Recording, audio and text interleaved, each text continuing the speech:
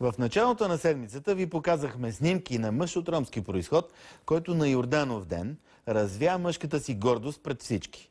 Днес Мартин Стоянов го намери в Първомай и разговаря с него. Пред камерата той поиска да се извини. Да видим.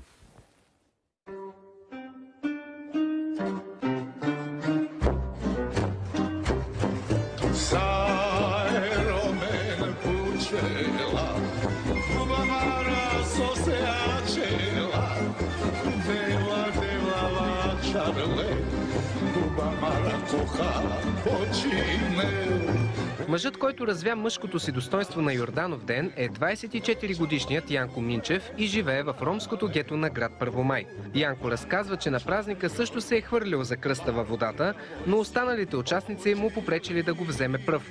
Тогава той се ядосал. Хвърлих се и фанах кръста. След това ми скочиха 10 човека. Върху мен почнахме да се дърпаме, да такова ми скачат, да ме бият. Вземаха ми от ръката кръста, всичките ми ръце бяха нарязани. Той тук, виж какво стана от кръста, всичко беше изкървевено. И аз излезнах от водата навънка, те почват пак да ме обиждат. Майка ти да е циганска, не знам си какво, не знам си какво. Поцуват ме. И аз им викам, аз да е вашата кожа да еба, ето и викам кръста, щом толкова се борите за кръст, и им показах Мъжът разказва, че битката във водата е била на живот и смърт. В борбата кръстът се счупил. А ти защо влезе да участваш? Заради наградата от 200 лева ли? Не, аз за здраве участвам. Аз всяка година участвам за здраве. Не заради наградата.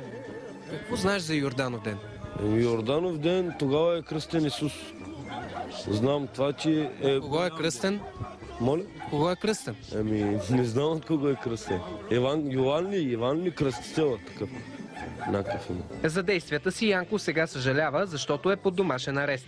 След случилото се срещу него, прокуратурата повдигна обвинение за хулиганство, което предвижда до 6 години затвор. Това не е хубаво, дето станах известен така. Не исках да стане така, но чисто и просто те много обиди ми хвърлиха и аз затова, без да искам, направих. Съжалявам и се извинявам на цялата държава за това, което съм направил.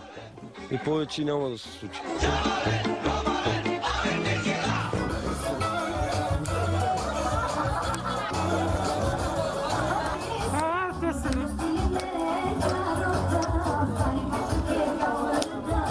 Янко разказва, че никога през живота си не е работил. Излежал е 2 присъди за кражби и е баща на 2 деца, като през пролета очаква близнаци. И защо правиш толкова много деца, като нямаш пари да ги гледаш?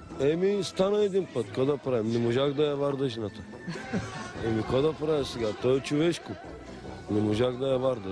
Мъжът се зарича, че въпреки всичко ще продължи да се хвърля за кръста на Йорданов ден. Аз няма какво да направя. От нерви вече не знам какво съм направил. Свалил съм гащите и се съобразих и ги дигнах веднага. Защото има деца там, съобразих се през това време и ги дигнах и направо си отидех. Развалил си празника на толкова много хора, знаеш ли го това? Знам, да. Съжалявам за това, което съм направил. И се извинявам. Żyje.